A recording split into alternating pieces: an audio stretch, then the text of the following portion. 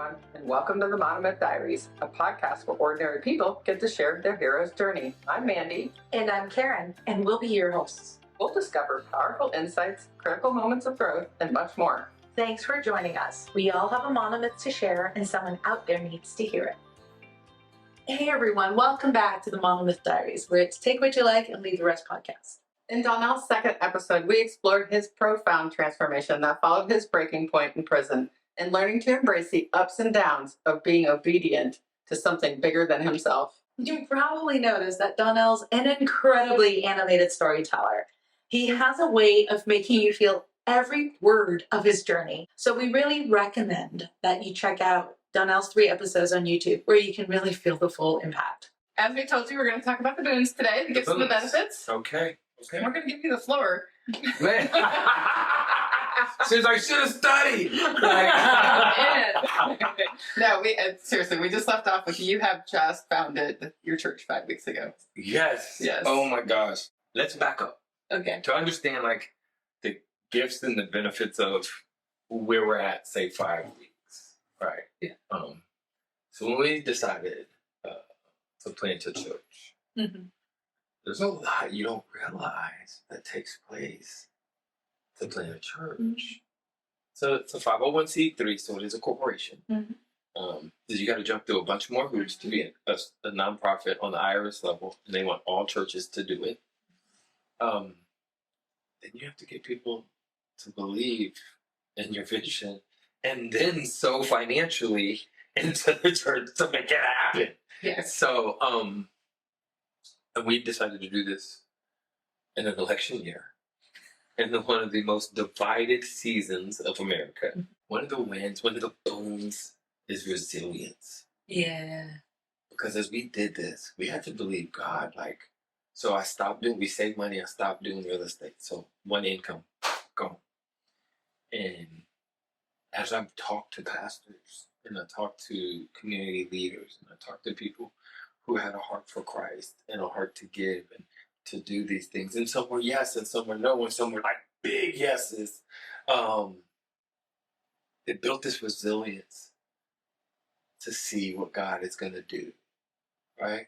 I want to see the fruit of this. But I did like, oh my gosh. I remember crying to one of my overseers during the launch phase. And he said, "No, why are you crying? You're doing good. You're doing great." I was like, I haven't led anyone to Christ. I'm traveling and I'm speaking at churches and I'm doing all this for money.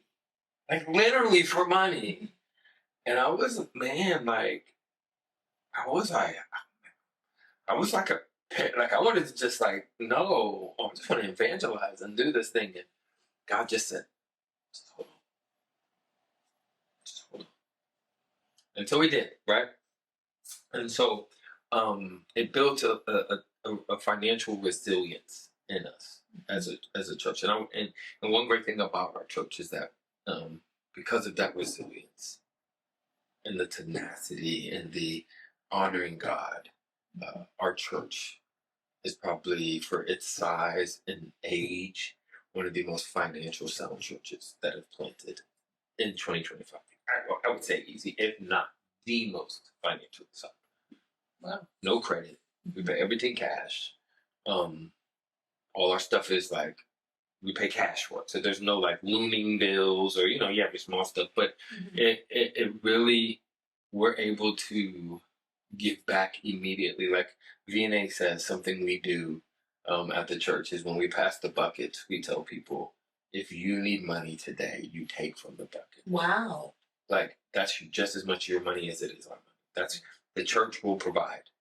And if you need today, you take it. And because of that, and because we've made some sound decisions, because we've been resilient and focused on finances, we can do that. And we've now, for our 5 weeks, I count January. So we are already made our budget for the 2 months, and we still have 2 weeks in February, February's budget, right? That's kind of business stuff, right? Like, You're like, man, God built this thing from the ground up. Man, I had no money. Like, I barely had, like, man, you know how much I'm paying childcare? Man, we want to move to Houston, get out of Cade, man. I might get a cheaper child care around here. No, but no, I say that is that I just look because we built this thing. I wasn't taking a salary, none of that, and God built it, and to see the health and the operational side and the financial side of the business of church. Because I'm never gonna lie to people. We're open books. People can see our books. I use an accounting firm. It ain't just me on my table with some bills. You know what I'm saying? I got on one of those like money green hats and an accounting machine counting people's money. You know what I'm saying? I think some people believe that, right? But it's one of our greatest things is that we're financially sound, healthy, and accountable, right? But I say all that. That's the business part, right? I had to raise money in the worst time, right? I didn't get to lead anybody to Christ. So launch Sunday.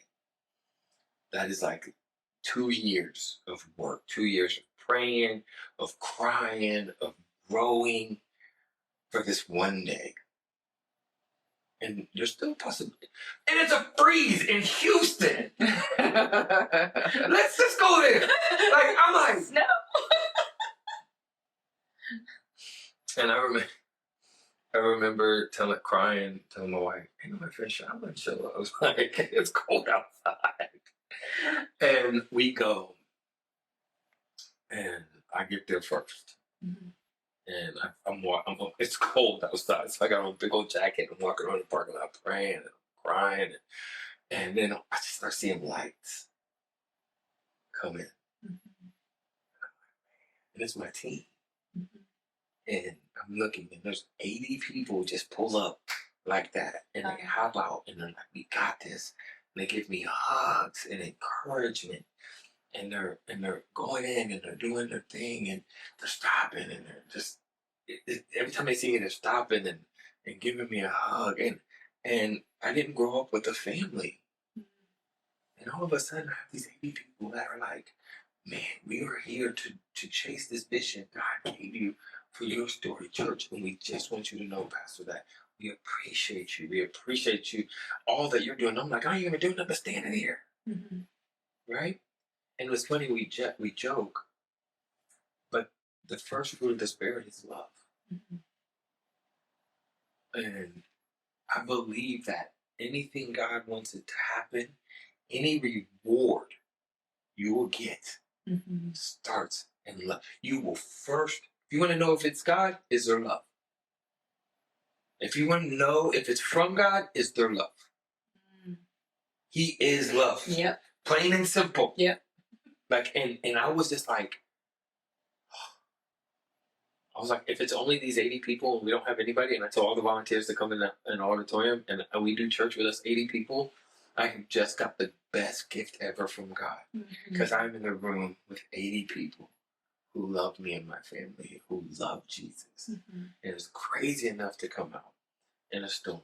And it's probably the first, I don't want to say it's the first time, but it's the first time in this season of my life I can recognize God's uncut love, that agape love. Right. That love where you're just like, I don't deserve this. And I'm still like, people are loving me. God is using his people to love on me from him.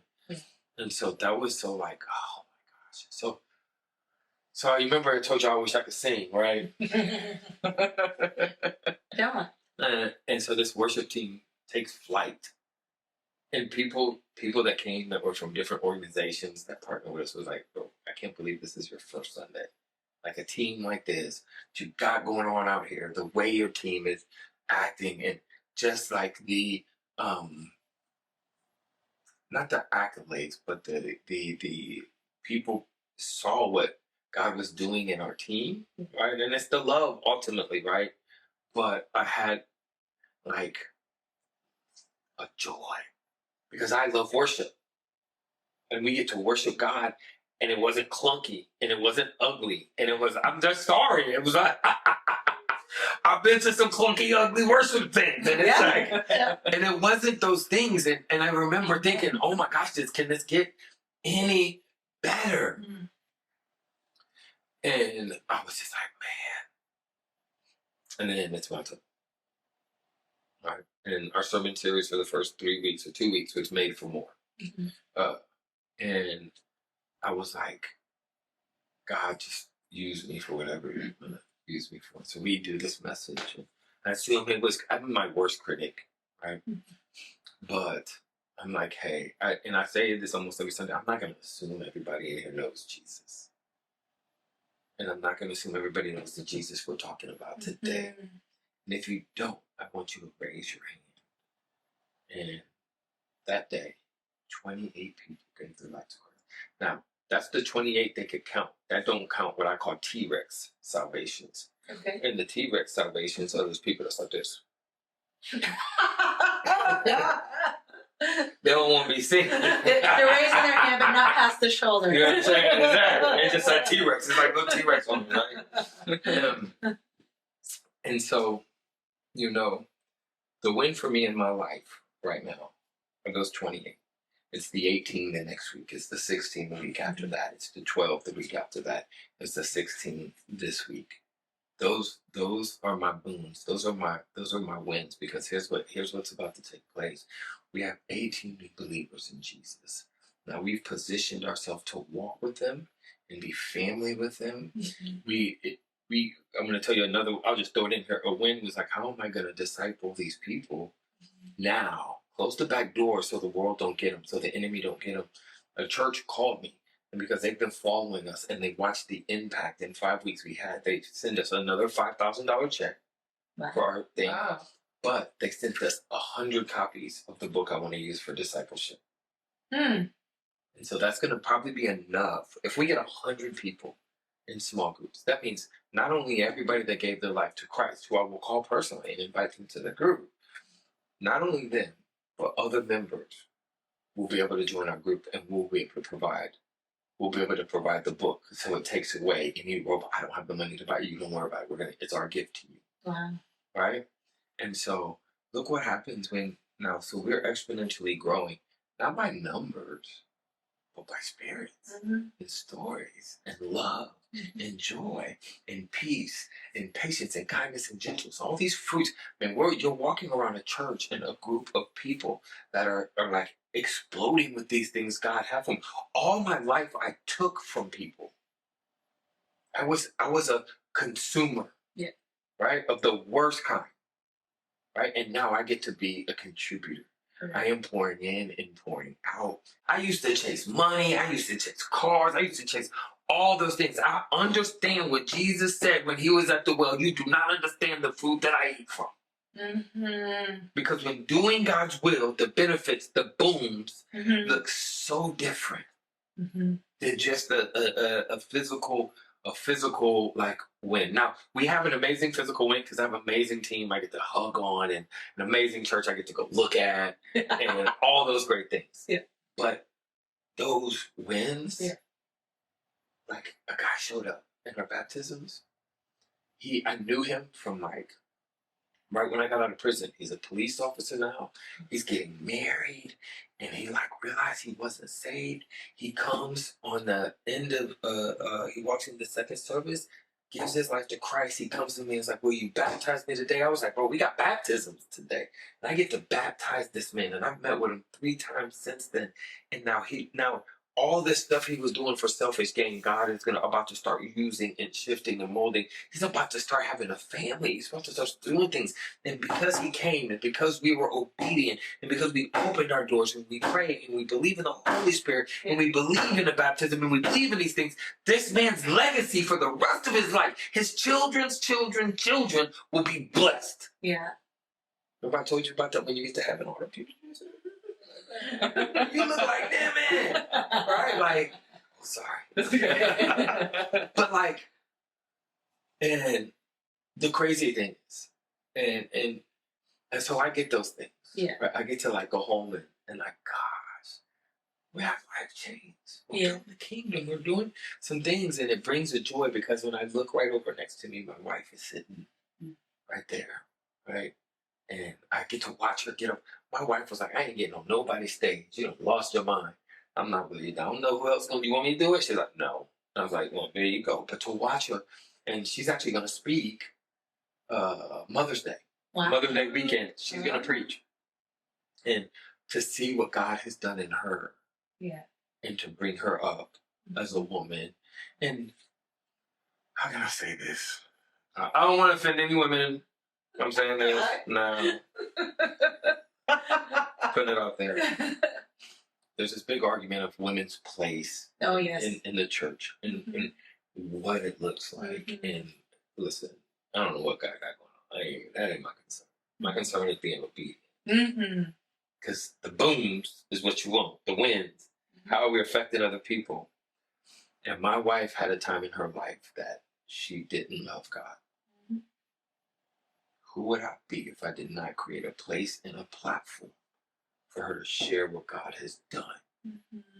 And now she leads and she's going to, I told her, my stories was like, I'm like the gas, like not even the gas. I'm like the one time the flint, like to start something. Yeah. And I told her, your story is what's going to carry this thing. And the story behind that is mine just started this thing. I'm like the starter fluid or whatever it is, right? Yeah. But like, spark. Yes. But she is so humble. And we talked last night and all the yelling and the screaming, she's like, I don't want, like, babe, she's like, I don't want to own nothing or lead it. I don't want, she's like, I don't care if anybody comes to me and asks me a question. I just want to do what God wants me to do and help support you change the world. And I was like, now my wife is moving in purpose. And for our sons, the twins, they get up and we go to church. And we read I don't have to tell them to go get their Bible. 7:30, they go get their Bible. We sit down and we read. But we were able to create that whatever we ask our church to do, we will do in our home. So we pray together. Our children pray together. All my sons, what? My sons will be like, I'll forget to pray. They'll be like, Papa, we got to pray. I'm like, come on, man. How old are they? They're 3. Okay. And then we have Noah's about to be 9. And they're all like, man, they all love Jesus. Noah just asked me. He saw baptisms. And he was like, Dad, what's up? I was like, do you know what it means? And he says, yeah, it means that, one, I admit that Jesus died for me and that he loves me and he gave his life. And then I love Jesus. I was like, guess what? You're getting baptized the next time we go. Sure, we're going down. But those wins are things that last a lifetime. When I'm already old, but when I'm older and my son is teaching his children, right, I get to look back. Or when I get to hand over this church to one of them. And I think I got a worship leader and a speaker and and operations. I got the whole you are creating that legacy. Exactly. And so those have been like these amazing spiritual wins. Yes. Right? It's the fruit you get to eat, but I'm all about practicality also. I think that's why her husband, like, I always got 3 steps for people. Super simple, to the point steps that aren't hyper spiritual. Some I don't even think this week had anything to do with anything spiritual. I was like, set some boundaries, dog. Like, chill. You know what I'm saying? He loves it because he's like, I know how to apply this. Yes. Thanks for breaking it down. And so some really great wins so I am very biblically based. Right? It wasn't to me, but it was for me. Right? And so I know that God's people are not of this world. We are different citizens. We should move different, be different, act different. Some people will say look different. I don't know. Like, I want to look too different. You know what I'm saying? So I really started asking myself, what does it look like in business? Right? Because the business world is janky. It is selfish. And there's this fine line between ambition and greed. And one thing YSC has produced, and YSC hasn't produced it, there's a lot drawn to it. Is last week, almost every day, I've had lunch or coffee with a business owner that's calling YSC home. And so I used to I've always got stuck, transparency in Acts 2:3, where they say that all the Christians sold everything and threw it in a pot. It's 242, I think. Come on, see? It's a church. Look, but everybody throws it in the pot. And I'm like, I'm not selling all my stuff. Like, I like my house. I'm not giving it up. Right? But you wonder, what is God saying in this moment? Like, it's there for a reason. Yeah. Right? And it hit me. I was at lunch with one of these guys. And he's like, man, I'm just really just want to do business with like-minded people. I want to give a service and I want to help people and I want to like be able to donate services, but it takes business. And then I'm like, I like this light went off on my head. It's something that we're in the works of doing is creating a network and a strategic partner, if you will, with these businesses that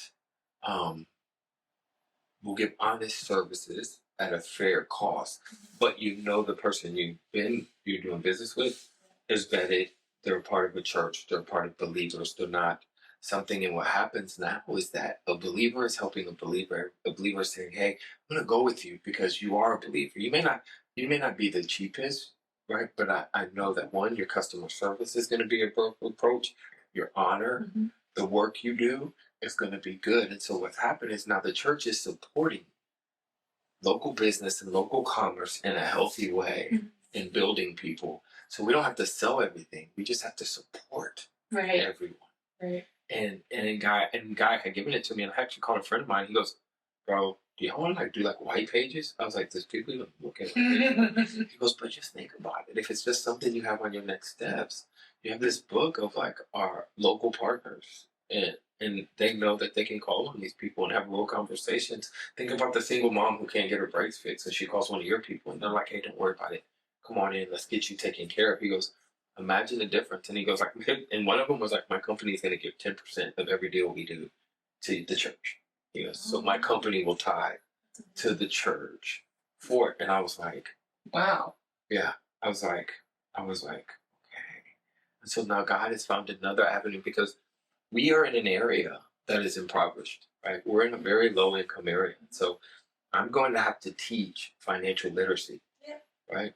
Forget getting to the budget. We got to understand money. Like we're going to be at the very base thing of this thing. And so I can't have an expectation. They could want to get, so the most beautiful thing, somebody gave $1.50 to the church. And I called my wife and I just was in tears. Wow. And she was like, "Why are you crying?" And I was like, somebody gave everything they had to give. Don't nobody just give $1.50 because they got it. That was all they had. They looked and said, "What can I give? Because I want to give something." And they gave $1.50. And that reminds me of over 2 months that she gave from all she was. She gave because she believed in something. And so now, how can I help that person take that love and that heart for generosity and grow? Because there's her purpose is tied to that gift of giving. Because it takes to have that gift and that love of generosity to give from that place to give that, right? How is a church going to be able to come to them and teach them and grow them and help them? And so I've actually found one of my neighbors in our neighborhood, he ain't even a believer. He's a self-proclaimed atheist. I talk to this man every day at the bus stop. Greatest guy. He ain't believing in no Jesus, right? But he comes to me and I talk to him every day. Talk about church every day. He goes, "Hey man, do you know that? Like I'm a CFO-ish for an global engineer company." And he goes, "God, I like you." He goes, "I would love to come in and help teach financial literacy to your church. I will teach anybody. You just set it up, have it at your house. I'll come down and we'll do it every week. And I'll do it all for free to give back." And so God is going to be able to use this church, not just to build more heavenly people and no earthly good people, but people who are heavenly focused and earthly good. And help build their wealth and their generational wealth. Because the word of God says he doesn't want us begging for bread. Right? And that his promises is that we will prosper. Right? That's a promise. This isn't a prosperity gospel. I believe in the promise gospel. You got some promises in there. I'm believing in all of them things. Right? And so we already are being able to see these things start to manifest and build this quickly, which is super uncommon in a church that's only 5 weeks old. That's it. And to be able to see now that I've been in this journey for 2 years and the church to manifest, like my vision, oh man, look, I'm like, I see that thing 10 years out. Let's go. But And to think you didn't even want to do it. no, like for real, like shoot. And they told me, a person told me one time, like, Donnell, if there's anything else you can do, please go do it. And they're like, no, I'm stuck, dog. And they're like, good, because it's gonna cost you, and it costs, and it does cost the spiritual tax. But like part of like that in the fundraising aspect of churching, I was able to fundraise my salary, so I am able to focus 110 on the church and building it and building people and pouring. I'm not the richest person in the world when it comes to money, but I'm one of the richest people when it comes to kingdom and the spirit world and its fruit, as we say. I'm seeing people break chains of addiction. People have come to the church and they're now got 5 weeks sober.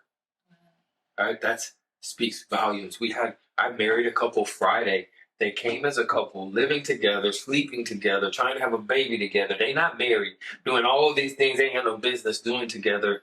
By the 4th interest party, they stopped sleeping together. So now then, a month and a half later, I married them. And now they came to me on Sunday and said, hey, we know that our marriage is made for more, and we want to get married now. Will you marry us?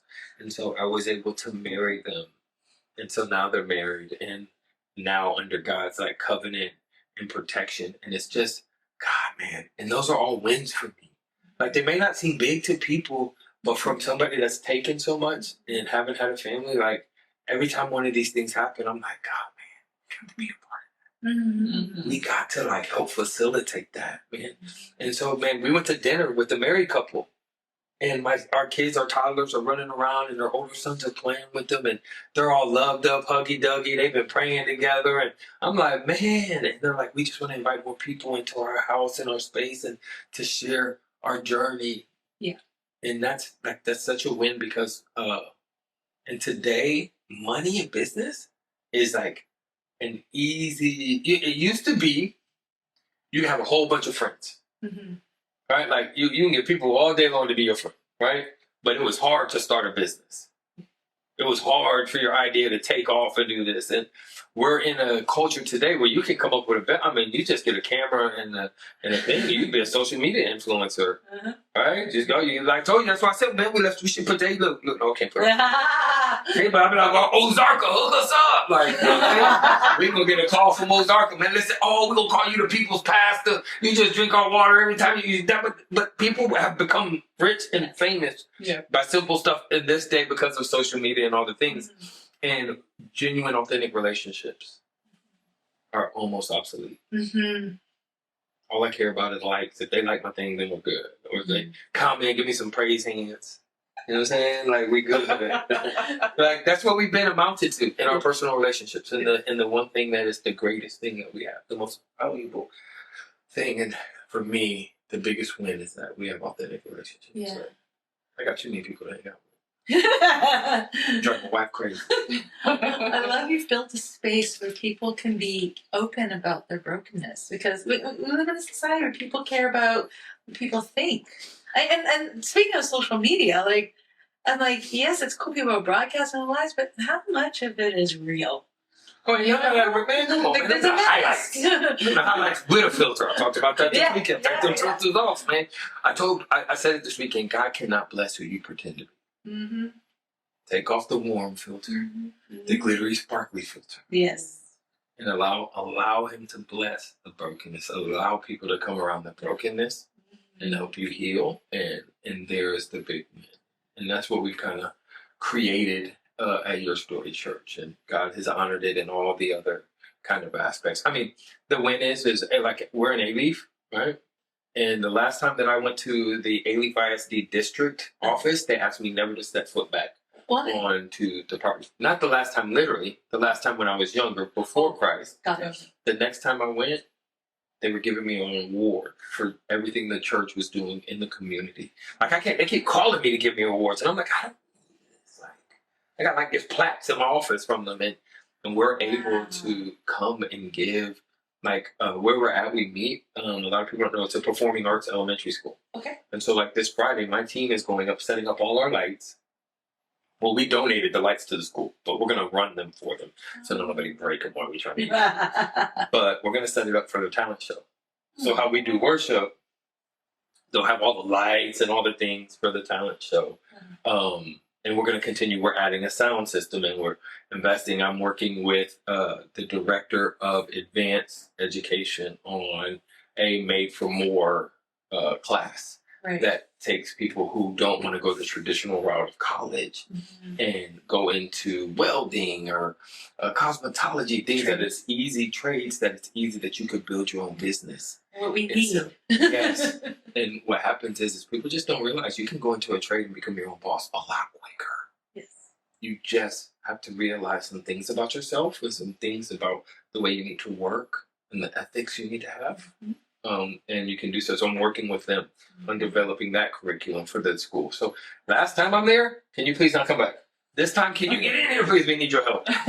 And so it's amazing what God can do. Like I said it probably 2 weeks ago, what he could do with a broken boy from the west side of Houston.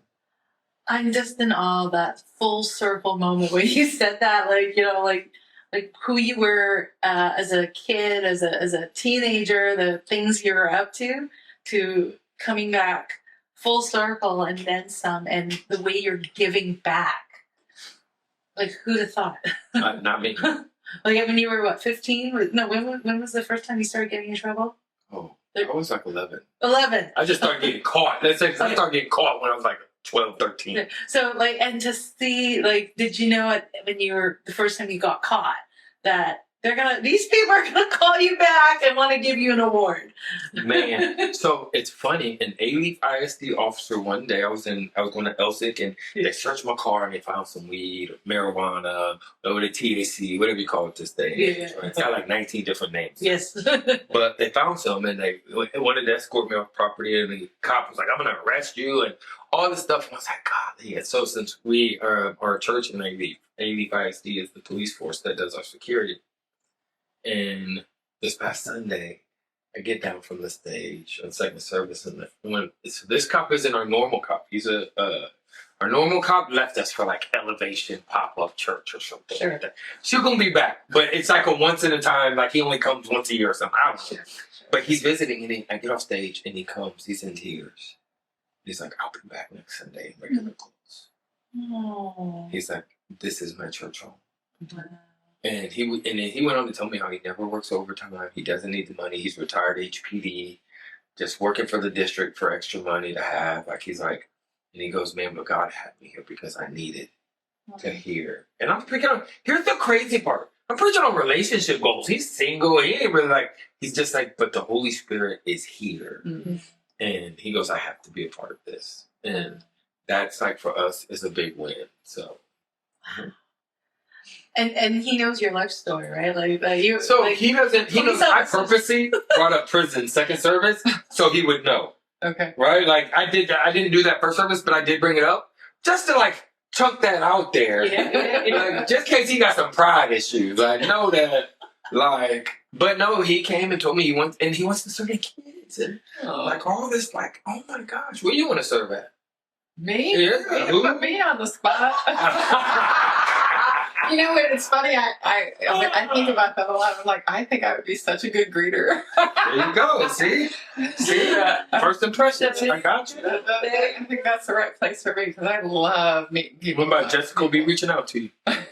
I'm just thinking how 12, 13, and how many times you've been in prison and jail, been arrested. You beat up a cop, you assaulted a cop, and now you have a police officer, and you brought one to tears and wanting to be a member of your spiritual family. That's incredible. Talk about I always think of the scripture. I can't remember where it is, but how God can do measuring more than you can ask or imagine. I don't think any writer could come up with that story.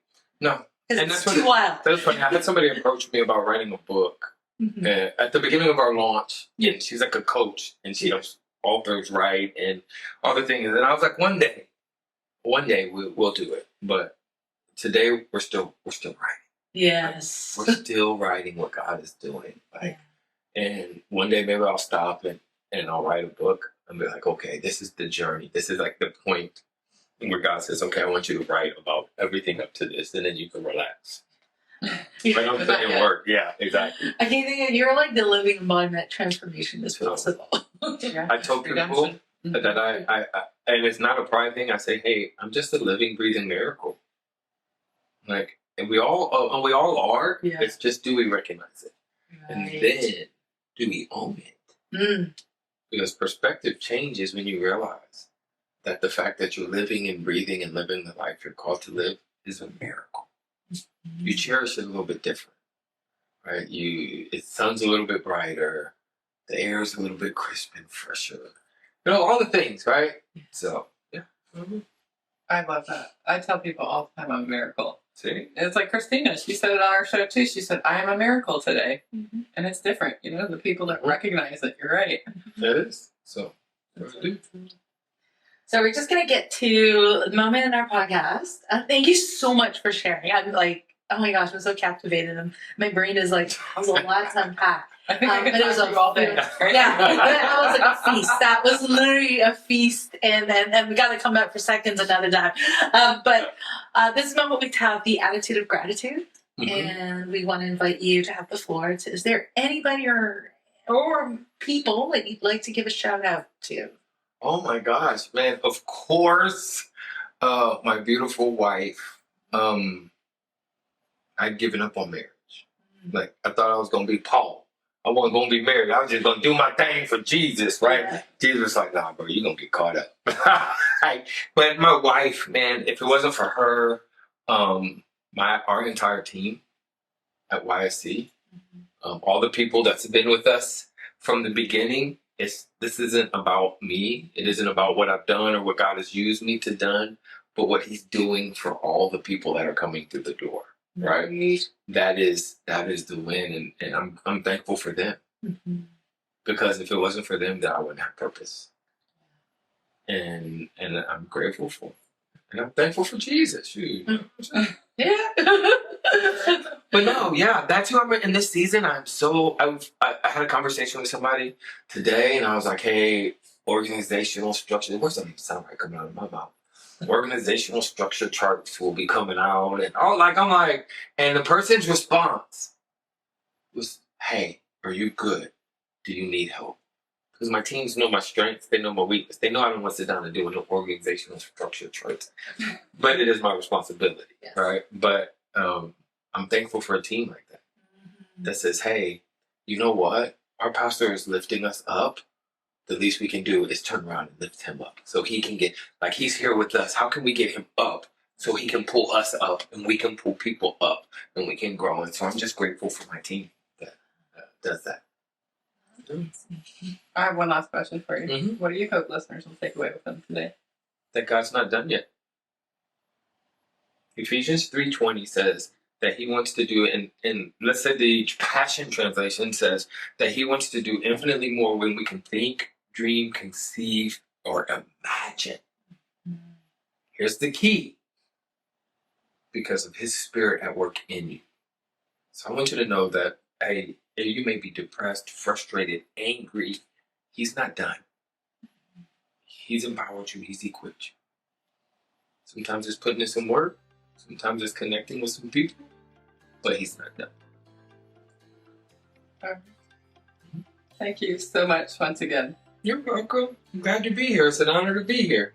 Donnell, thank you for sharing your remarkable monomyth with us. From your darkest moments to the incredible work you're doing now, your story is a testament to the power of faith and transformation. We can't wait to see the chapters you continue to write, because as you said, your story isn't done yet. To our listeners, thank you for joining us. Donnell's story is a good reminder that no matter where you've been, transformation is possible and your story matters. Thank you for joining us on the Monomyth Diaries. If this episode resonates with you or someone you know, we'd love for you to share it and spread the inspiration.